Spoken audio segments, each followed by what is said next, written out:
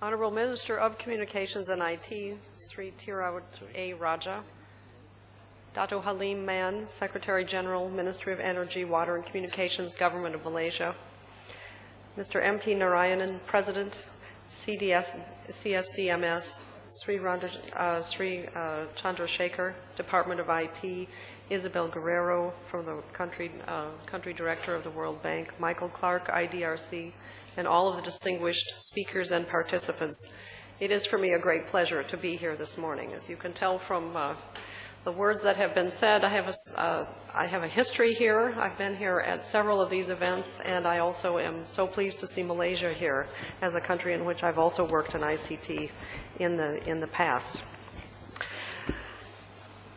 E-India 2007, as it is every year, is a very special event because it provides a platform for development practitioners in the area of ICTD for collaboration, for sharing of knowledge, for developing strategic partnerships, and all of this with a larger vision of contributing to the creative ideas and processes to bridge the digital divide.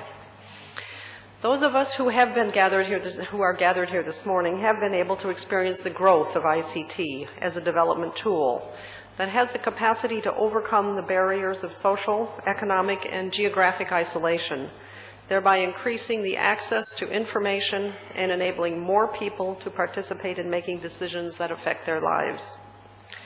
The analysis of experience within India as well as in other Asian countries reveals a lot of evidence that when used in the right way and for the right purpose, ICT can have a dramatic impact on achieving specific social and economic development goals, as well as play a key role in the broader national development strategies.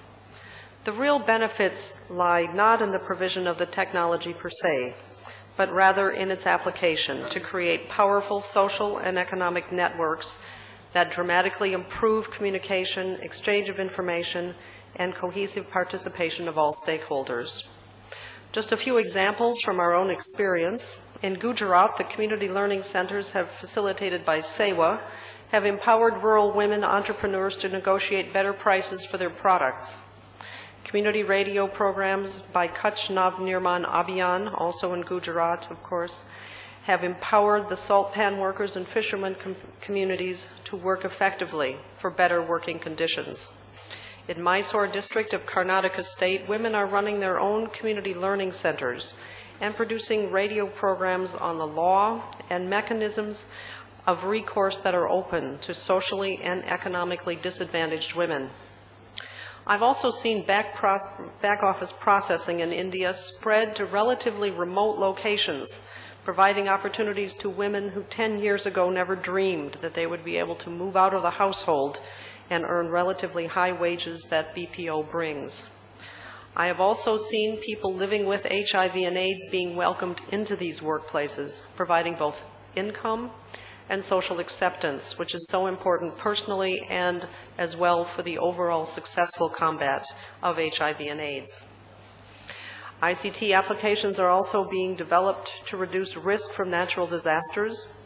Under the Disaster Risk Management Program of the Government of India, mobile telephony is being used to disseminate disaster alerts to disaster managers as well as to those responsible for the safety and security of vulnerable populations. This has greatly reduced response time, especially at odd hours and on non-working days, so that concerned agencies and offices within government can activate a prompt response. And as my final example, I must mention the UN's own Solution Exchange, which is an IT-based communities of practice that link NGOs, government, donors, academia here within India, so that they can help each other by sharing their experiences and also in their own work for the achievement of the Millennium Development Goals. Membership is open to all, is now over 8,000 here within India. The concept is growing by the week. About 100 new members join every week, and it's also spreading to other countries where UN communities and country teams have seen a powerful way that they can be facilitating communication and using, indeed, truly, ICT for development.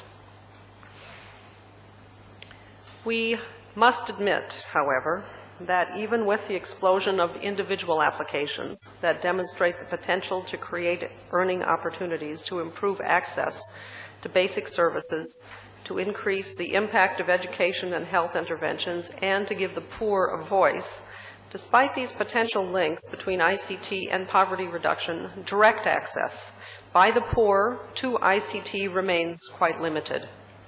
This is partly because the technology remains relatively expensive, so that the applications and connectivity remain external to the populations that stand to benefit the most. We in UNDP do see promise in the recent decision by the Government of India to legalize community radio.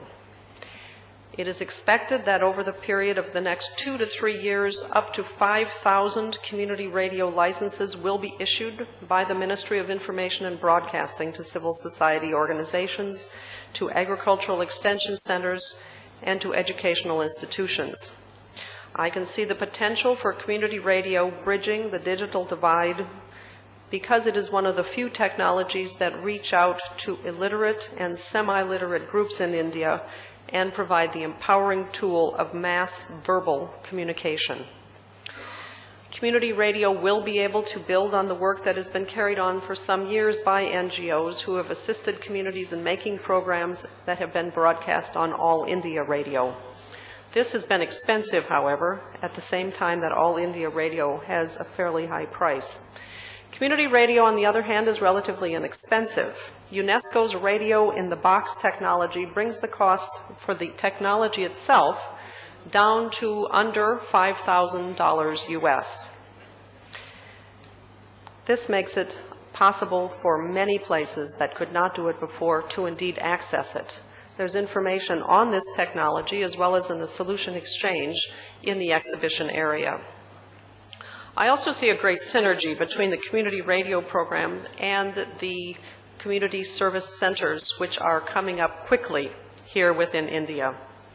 Through a combination of radio and internet, relevant content in local languages can be delivered or accessed by the rural communities through these 100,000 community service centers across the country. It can then be downloaded and used by the community radio stations as they see appropriate. A community radio license requires that 50% of the content be locally produced. A network of community radio broadcasters and an internet data exchange portal through which the broadcasters would share and exchange relevant content would allow community radio programs to provide a package of local content as well as regional content, thereby enriching the service beyond what groups can provide themselves. I am very pleased that eIndia has added these 2 new streams this year. The one on community radio is the one on agriculture. These exemplify the continuing challenge both to provide access and to provide relative and relevant content. As I have said, those of us who followed ICT for development over the past decade have seen great progress. We in UNDP India have decided that this progress indicates that we are able to shift from a promotion of ICT itself to focus more and more on the development of relevant content on the basis and within the context of our programs. There is indeed greater potential than ever before that this content can be produced in a language that is understood by the communities, increasing the potential for need-based and demand-driven programming. We want to be able to support this transformative shift in content production. In closing, I'd like to